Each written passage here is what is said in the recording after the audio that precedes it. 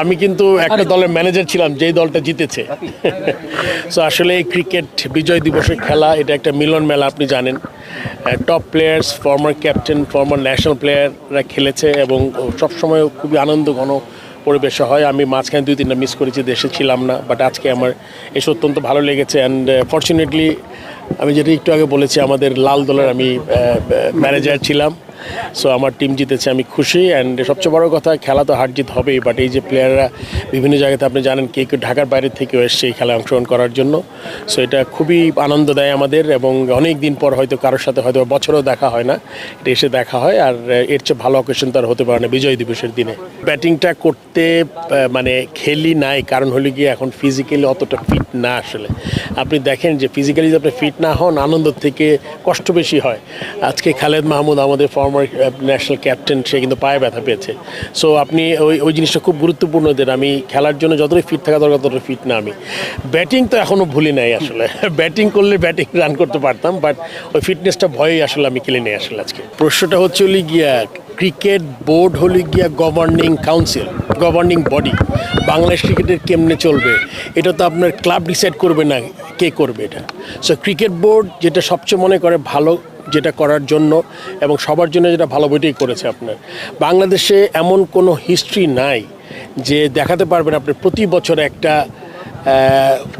ক্রমিক অনুসারে হয়েছে premier league, first division, third division, ওইরকম কোনো নিয়ম নাই। সো সেই ক্ষেত্রে ক্রিকেট বোর্ড যদি মনে করে ফার্স্ট ডিভিশনটা আগে করলে সবার জন্য সুবিধা, এটাই করেছে। বাবা, এত এনার্জি কই পাও? এই পাওয়ার চুমুকে অ্যাকশন। আমরা ট্রফি উন্মোচন দেখলাম, একদিকে ট্রফি উন্মোচন হচ্ছে, অন্যদিকে ক্রিকেটাররা আন্দোলন করছে। অবশ্যই এটা বাংলাদেশ ক্রিকেটের হুমকি স্বরূপ। এখন আপনি প্রেস কনফারেন্সে অনুরোধও করেছিলেন দলগুলো আসার জন্য, এখন পরবর্তী পদক্ষেপটা কী নিতে চাচ্ছেন?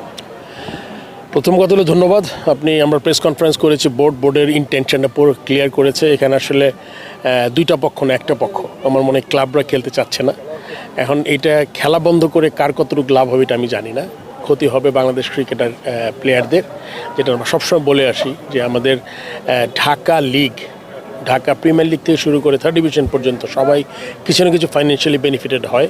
আর সবচেয়ে কথা শুধু ফাইন্যান্সিয়ালি বেনিফিট না, তাদের খেলার যে জায়গাটা ওটাই ঠিক মতো নাই। তো ওইটা খুবই দুঃখজনক যারা অংশগ্রহণ করেনি। আমার মনে হয় আমি আগে উল্লেখ করেছি যে আপনার প্রতিবাদের ভাষা এই কোনো কিছু পার্মানেন্ট ক্ষতি না করে হলে সবার জন্য ভালো হয়। কেননা আপনি খেলা বন্ধ করলে দেখতে হবে শুধুমাত্র ক্ষতি প্লেয়ার এবং দেশের ক্রিকেটের। আপনি ক্রিকেট বোর্ড অফিসিয়াল যারা আছেন, ক্রিকেট বোর্ডের যারা অফিসিয়াল হতে চেয়েছিলেন, তাদের কারোই কোনো লাভ হলো না আসলে। খেলাটা খেলা না মাঠে গড়িয়ে। এখন আরেকটা কোয়েশ্চেন করেছেন আপনি, তাদের ব্যাপারে কি পদক্ষেপ তো তাদের আমরা চাই যে কোনোভাবে খেলায় ফিরিয়ে আনতে। আপনি জানেন যে এর আগে প্রেসিডেন্ট 2-3 সপ্তাহ আগে একটা ঘোষণা দিয়েছিলেন যা আমরা চিন্তা করবো যে তাদের কীভাবে শুধুমাত্র ফাইন্যান্সিয়ালি বেনিফিট করলে হবে না, তারা যদি মাঠে খেলতে পারে এটার ব্যাপারে কী করা যায়। ওইটার ব্যাপারে উনি দেশে আসছেন আজকে সকালবেলা, ওনার সাথে কথা বলে আমরা যত শীঘ্রই সম্ভব কিছু একটা করার চেষ্টা করবো আর কি। সো যে কোনো গভর্নিং বডি বলে একটা কমিটি থাকে, এই গভর্নিং বডিটা হচ্ছে হলো কি আপনার বাংলাদেশ ক্রিকেট বোর্ড। এখন আমি সবচেয়ে শঙ্কিত যে যেই ধারাটা তারা চালু করে গেলেন, আপনি যে কোনো সময় যে কোনো জিনিস নিয়ে আপনি এই খেলা বন্ধ করার একটা সিস্টেম চালু হয়ে যেতে পারে। এটা খুব আমাদের ক্রিকেটের জন্য খুব ভালো না, একটা অশনি সংকেত আমি মনে করি।